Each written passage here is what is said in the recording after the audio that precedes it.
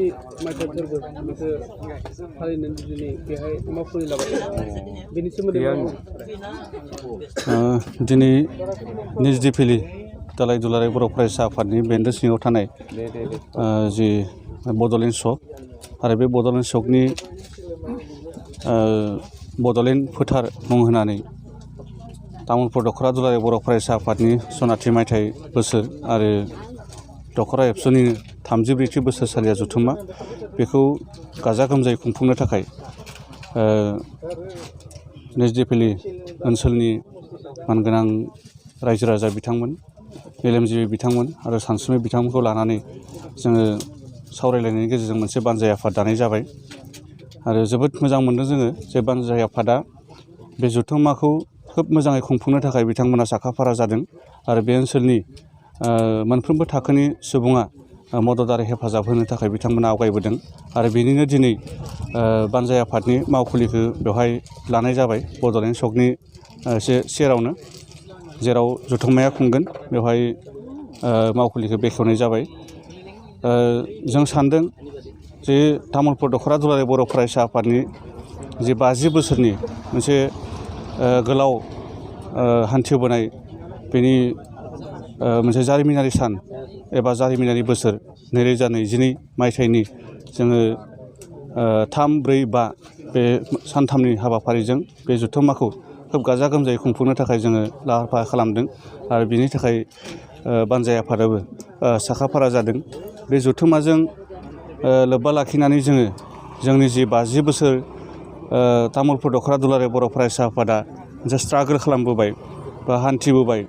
बर' जाथिनि थाखाय खामानि मावबोबाय बे समाव जोंनि जि गिबि आफादगिरि 1972 मायथाइयाव जोनोम जानाय जे फरायसा आफाद बिनि गायसनगिरि आफादगिरि मानगोनां रुंसारि हलधर उजिर बिथाङा जोंनि गेजेराव गैलिया मोनसे समाव बिथाङा तामुलपुर बिहाबनि MLA बो जालांदोंमोन बिथाङा जोंनि गेजेराव गैलियाब्लाबो बिथांमोना बे आफादखौ दानानै जे बर' माहारिनि थाखाय खामानि मावनो मोनसे सुजुग आरो सुबिदाखौ होलांदों बेनि थाखाय जों बिथांमोनखौ बिथांमोननि न'खर आरो बिथांमोननि जिउ जारिमिनखौ जोङो बुथुमनानै गांसे गोलाव माने समनि स्ट्रागोल 50 बोसोरनि बिनि मोनसे जारिमिन जोङो गांसे सुजुनो सानदों आरो बारग' जि बिबानगिरिफोर थांनाय गोलाव समाव गुबुन गुबुन बिबान लानानै खामानि मावबोनाय जोंनि आबसुनि बिबानगिरि बिथांमोनखौ जों बेवहाय लिंथुमनानै जोङो बिथांमोननो मान बावनो सानदों बेखायनो बे जथुम्माखौ जोङो जोबोद मेहेरगोनां जों खालामनो नाजानाय जादों दुलाराय बर' फरायसा आफादनि बानजायनायाव माने दैदेननायावनो सोमावसारनाय माखासे जालांदों जों बयबो मिथिलायगौ बेखौ माने 1987 मायथाइनि 2 मार्चनिफ्राय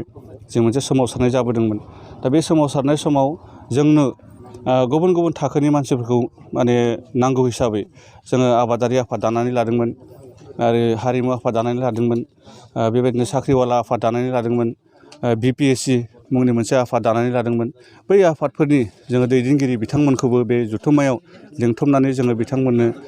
मान होनो सानदों मानोना बिथांमोनाबो बै आफादफोरनि बिबानफोरखौ रुजुननानै बर' माहारिनि थाखाय गोबां बिहोमा होलांदों बिथांमोना कन्ट्रिबिउसन होलांदों बिनि बिनिमय हिसाबै जों जेबो होनो हायाखै बेखायनो बे 50 बोसोरनि जि मोनसे जोङो सनाथि मायथाइ बोसोर फालिनो थांगासिनो दङ बे जथुम्मायाव जों बिथांमोनखौ लिंहरनानै जोङो मान बावनो बिथांमोनखौ जोङो बेहाय लिंथुमनानै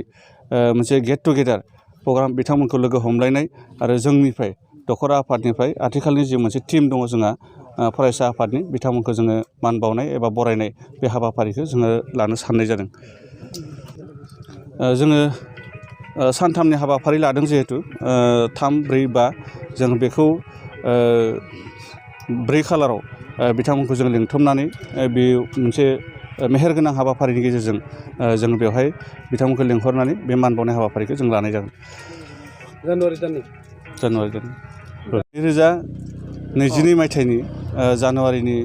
3, 4, 5 बे खालाराव जोङो जोंनि जि आबसुनि आगुनि बिबानगिरिफोर बिथांमोनखौ जोङो लिंहरनानै बेवहाय मान बावनो सानदों बरायनो सानदों आरो बिथांमोनखौ जोङो लोगो हमलायनानै जायखौ जोङो गेट टुगेदार प्रग्राम होननानै बुंदों जों बिथांमोनखौ लोगो हमलायनानै बे हाबाफारियाव जोङो बरायनो नाजानाय जागोन